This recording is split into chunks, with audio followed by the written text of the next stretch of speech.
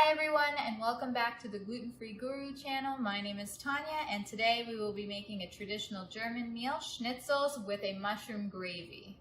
So for this recipe, you will need milk, 1 egg, breadcrumbs, Dijon mustard, ground paprika, salt and pepper to taste, vegetable oil for frying, heavy cream, half an onion, garlic, mushrooms obviously, butter to saute, cornstarch for thickening, and beef broth. One thing to remember is that the beef broth might have wheat in it, so make sure you buy a gluten-free brand, and obviously breadcrumbs, make sure they are gluten-free. And finally, the last bit, your pork.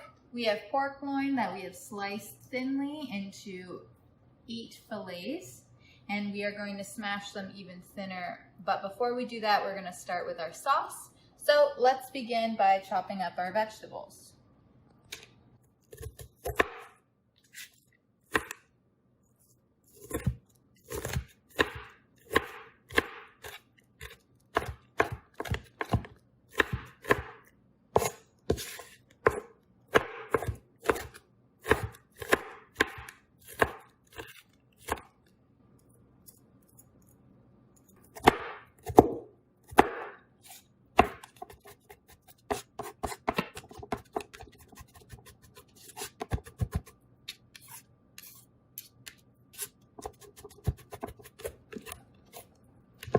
Turn your pan to high, and we're going to add about a tablespoon of butter.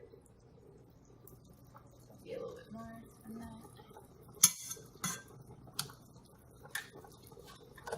that. And once your garlic and onions are chopped up, we will add it to this pot.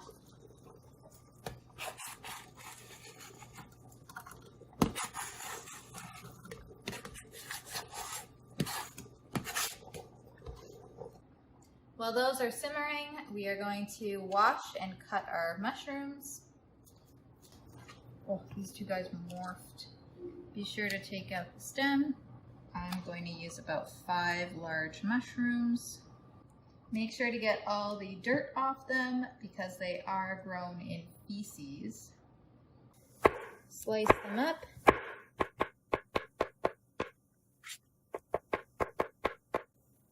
Try and get them as nice and thin as possible.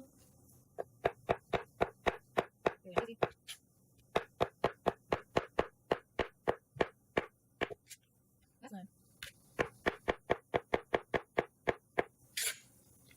let's throw them in our pot.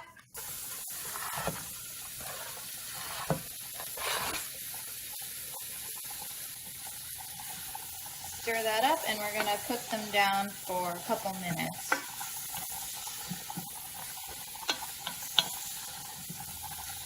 Okay. While your mushrooms are sauteing, we will start to smash our pork. Put saran wrap over the top to prevent splattering and get your smasher ready.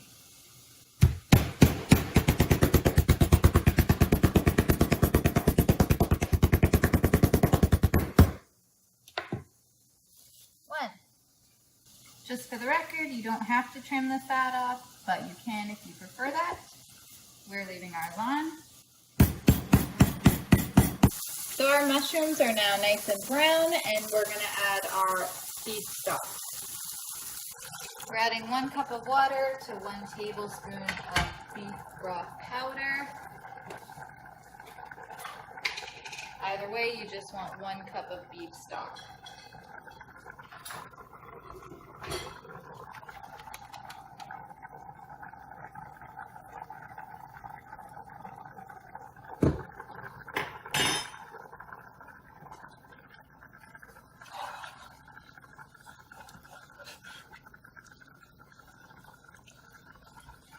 Next, we're adding half a teaspoon of Dijon mustard.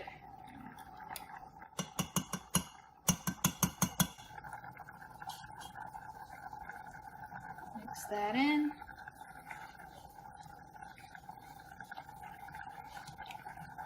And we're gonna just leave this on low until our schnitzels are almost ready. Once your meat is flattened out, add vegetable oil to your pan. You want it to be a decent layer with no obvious openings, something like this. And put your heat relatively high. We have ours on 8. Now that your meat has been thinned out, we're going to get 2 bowls ready. One is going to have our egg and milk mixture. The other one will have our breadcrumbs and paprika. So add 1 egg, about a tablespoon of milk, and whisk that up. 1 egg usually goes a long way, so don't add a second one until you see how you're doing. Next, add plain breadcrumbs.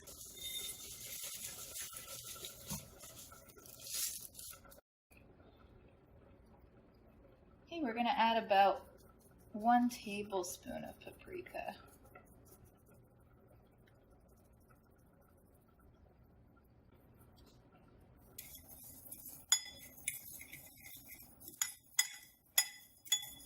Mix that in. And before we dip our meat in our egg, we're going to salt and pepper it.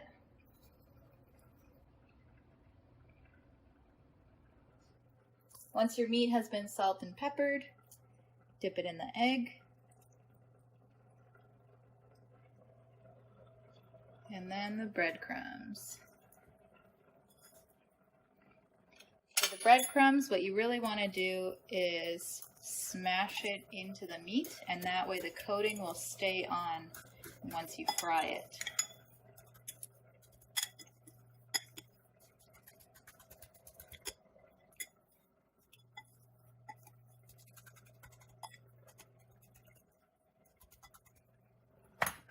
And once that's coated, add it to your hot oil. And hopefully your oil is hot by now. A good way to check is by throwing a piece of the breadcrumb in, seeing if it starts to sizzle. Ours are just lightly sizzling, but we're going to add ours in.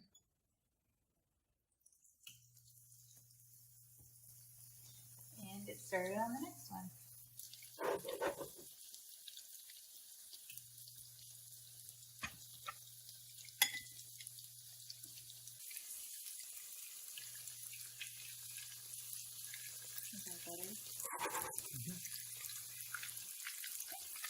I'm going to lower my heat to a medium, and while those 2 are in the pan, our pan is pretty full. I'm going to get a plate ready with some paper towels in order to remove them from the heat when they're ready. Once the edges are brown, it's an easy way to tell that it's ready to be flipped.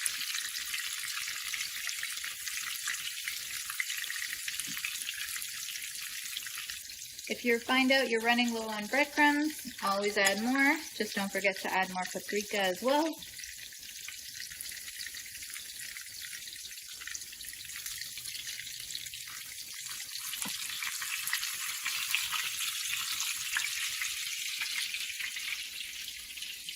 The paper towels are there to help absorb the grease.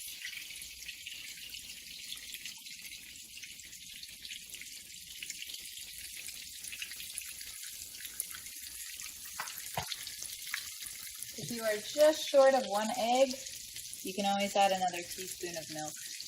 But 1 egg lasted for us, all 8 pieces.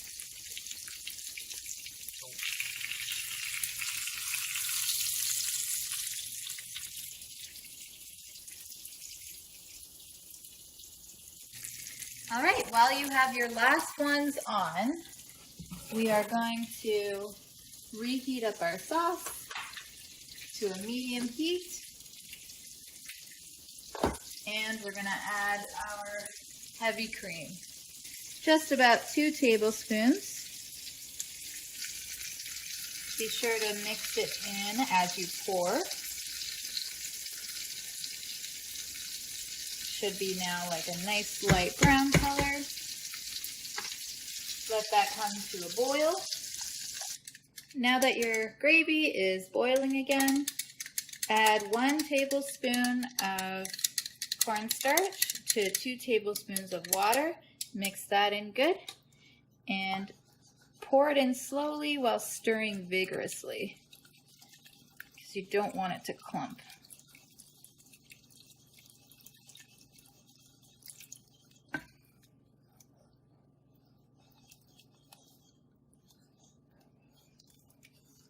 It should thicken up fairly quickly, less than a minute, and done. So we're going to turn off the heat.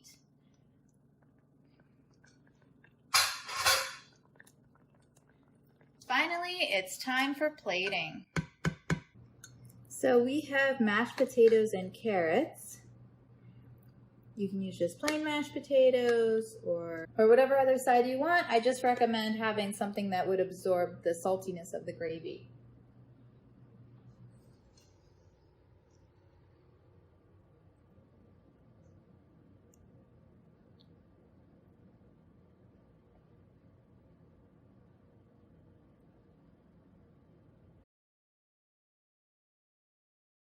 Bon appetit!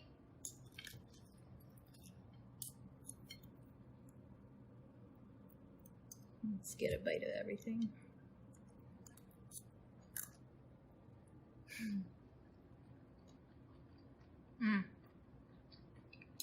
Very good. I think I'm gonna put more gravy on it though.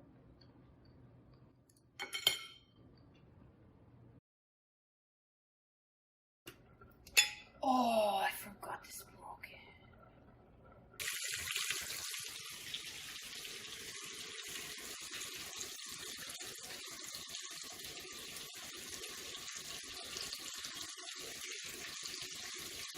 Don't add that.